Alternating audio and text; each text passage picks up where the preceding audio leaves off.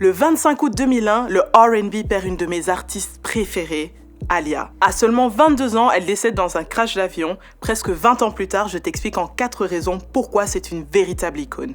Bref, parlons musique.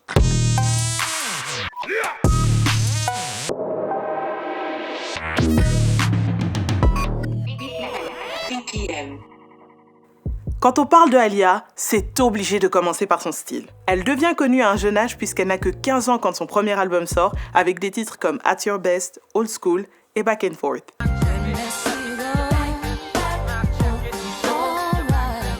Avec sa gestuelle et son charisme super cool, mais presque sexy, le public découvre le paradoxe entre sa voix à la fois douce et mielleuse et son look garçon manqué qui la rend attractive. Après, ce n'est pas elle qui a inventé ce style puisque des groupes comme TLC ou Escape avaient déjà un look similaire. Ceci dit, elle a été gérée de Tommy Hilfiger et on l'a vu embellir son look à chaque sortie d'album. Avec les années, sa musique est devenue précieuse, mais aussi quasi intouchable. Il faut savoir que c'est avec son deuxième album One in a Million que Missy Elliott et Timbaland vont connaître leur premier grand moment en tant que producteurs. Malgré le fait que techniquement ce n'est pas la meilleure chanteuse à la voix deep et soul, Timbaland va réussir à faire briller un son innovant au travers d'Aaliyah, comme ici.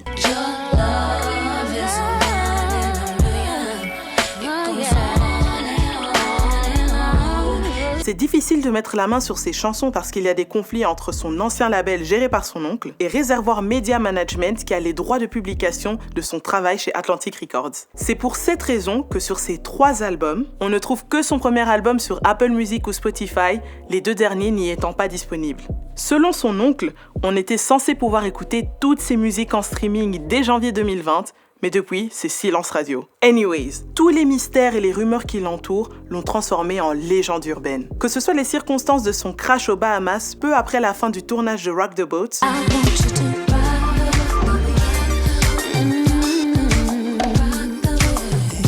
son avion était trop chargé et dépassait de 300 kg les capacités de l'engin.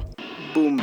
Puis, il y a son mariage et sa relation amoureuse avec le chanteur R. Kelly alors qu'elle était encore mineure. Regardez-le en train de guetter derrière comme un pervers. Les rumeurs qu'elle aurait eu des bails avec Jay-Z. C'était avant Beyoncé, donc calmez-vous les Beehive. Ou le silence d'or de sa famille qui protège très fort son image. D'ailleurs, elle a longtemps caché son visage derrière ses lunettes, ce qui rajoutait plus de mystère sur elle. La vie d'Aaliyah, c'est presque comme un film qui finit brusquement, qui te laisse sur ta faim, mais que tu adores. Puis, une légende inspire toujours des hommages. Aaliyah a été name-droppée plusieurs fois par des artistes, comme Ateyaba sur une belle reprise de Age Ain't Nothing But a Number.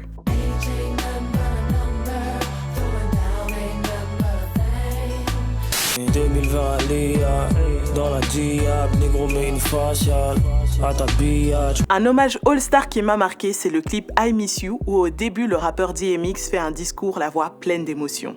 Dearest, sweet Aaliyah, I have trouble accepting the fact that you're gone.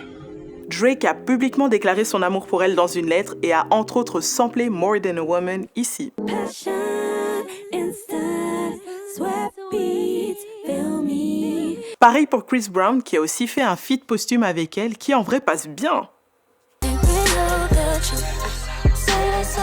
La chanteuse FKA Twigs fait un clin d'œil à son rôle d'Akasha, personnage du film La Reine des damnés, dans ce magnifique clip. Un de mes hommages préférés à Aaliyah est celui du groupe Division dans un mash-up avec le classique de Prince, Purple Rain.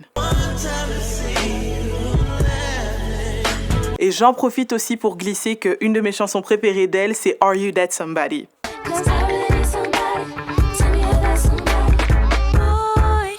Bref, chacun de ces 3 albums sortis de son vivant a été certifié, mais n'a jamais autant intéressé et pris de valeur collector qu'après sa disparition. C'était pas juste une belle go, elle était talentueuse et a rendu sexy le fait de porter des baggy. I dress in my baggy clothes every day, and I am a laid-back person, which is what I portray. Elle a influencé des artistes comme Tiana Taylor, Dani Lee, Tinashe, Princess Nokia et d'autres. Même si avant de mourir, elle prenait un peu plus une voix d'actrice, on aura beau imaginer comment sa carrière musicale allait évoluer, mais ça ne reste que de la spéculation. Ce qui est certain, c'est qu'elle restera à jamais pour moi une icône et même une queen des Golden 90s. Voilà, c'est tout pour moi. Alors bien sûr, like, commente, partage si t'as kiffé la vidéo, mais ce que j'ai surtout envie de savoir, c'est quels sont tes titres ou tes clips préférés de Baby Girl. Tu penses qu'elle sera arrivée au même niveau qu'une Beyoncé? Lâche-moi ça dans les commentaires, prends soin de toi, et bien sûr, vive la musicologie!